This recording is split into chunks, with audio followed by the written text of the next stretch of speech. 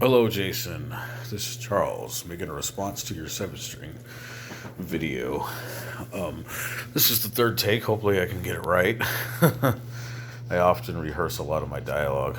Um, well, first off, I think it's really cool that you're doing those kind of lessons, and it can be tricky to play on a 7 string. Um, Although, in my experience of having a 7 string, when I did have it, they were quite easy to play on. Now, although today I will confess something to you, they're quite difficult for me to play on now, many years later. But I have a pretty long experience with 7 strings. But the irony is, today, if you told me to play one, yes, I could play it, but it doesn't feel comfortable at all.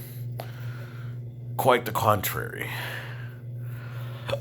So, anyways, I guess I'll get to the point, and hopefully the video is not long, but I'm not going to make any promises.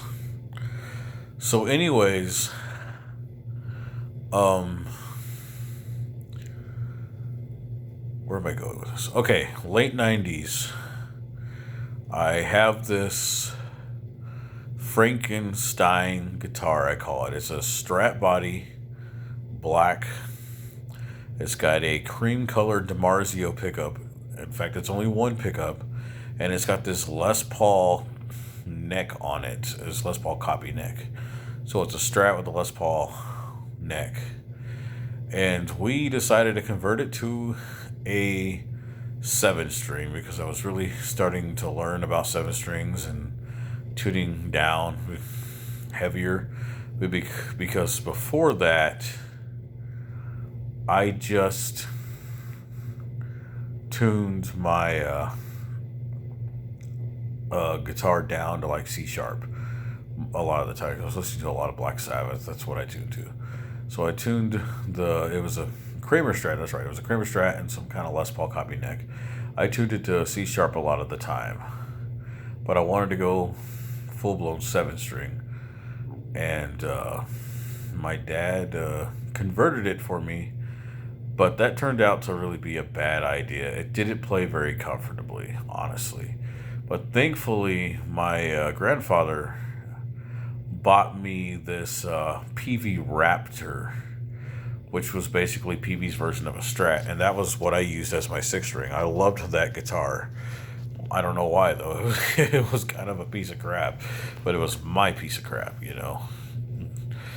And I had that guitar for many, many years, and I loved it, honestly. And then my ghetto-made 7 string, I played it on occasion, but it mainly sat on the wall because I just could not comfortably play it. I mean, I could play chords on it, but it was hard to do a lot of solos. I could kind of play on the higher strings a little bit, but other than that, um, it just wasn't really my kind of guitar, if I had to be honest. But I wanted an actual 7 string for real. So Christmas of 2002 comes. Well, hold on. I'm bad about this. I keep jumping ahead. Okay, let's go to 2001. 2001, I get a dual humbucker 6 string for Christmas. It's a ESP LTD M55. I loved it. It was dual humbucker. It sounded fuller and it was easy to shred on, and it was great. And I still miss that guitar. That guitar got stolen from me 4 years ago, and I still want to smash that guy's face in. I'm not that kind of person, but don't mess with my children, so to speak. That guitar was definitely one of my children. It was my oldest child because I had sold quite a few. But anyways, so I had that guitar, and I was starting to kind of experiment with tuning it down lower. And I finally was like, I want a real 7 string instead of just tuning this thing down. So we went to Guitar Center, and we found a 7 string version of my LTD, and and it was great, but quote unquote Santa Dad, we'll call him Santa Dad as a joke, but because it was Christmas time, it just was too expensive. It was a little higher price, but that led us to an even nicer guitar, which you would, when I tell you the brand, you might be like, how is it nicer? But it actually was. It was this Squire Stagemaster 7, and it was beautiful, had this rosewood neck. It was like a Strat, but it played like a Gibson, and it was perfect. It was purple, it was the right price, and it was just a really pretty guitar. In fact, it's on my early videos if you want to dig through my channel. It is there. But yeah, it was a great guitar, and I used it for the better part, like consistently for 6 years. I had it for a total of like 10 years, but I used it consistently for 6 years. It was a great guitar, and it served me well for what I used it for. Um, and I tuned it from B flat to E, B flat slash E flat tuning, from to A slash D tuning, and then just regular standard tuning, which is B or E standard, whatever you want to call the standard on a 7 string. I don't know how it works. I experimented with different tunings on it, and I really loved it, but I needed, you know, something to compensate as a backup guitar. So I did this weird thing where I tuned the LTD to drop B flat, but I still kept the 7 string at B flat standard, as weird as that might sound. It's because I didn't want it to match the 7 string perfectly, otherwise the 7 string felt pointless, so I had its tuning slightly altered. So I did that, and that was kind of used as a backup guitar, and I knew how to transpose what I was playing to both guitars. That was really easy for me. That just came natural. Didn't require any thinking really, and I loved the 7 string up until 2008. I finally started falling out of love with it. The flame died. The candle had burned out. I finally realized, okay, I'm not really digging this guitar anymore. Thankful for it, but I'm not digging it. And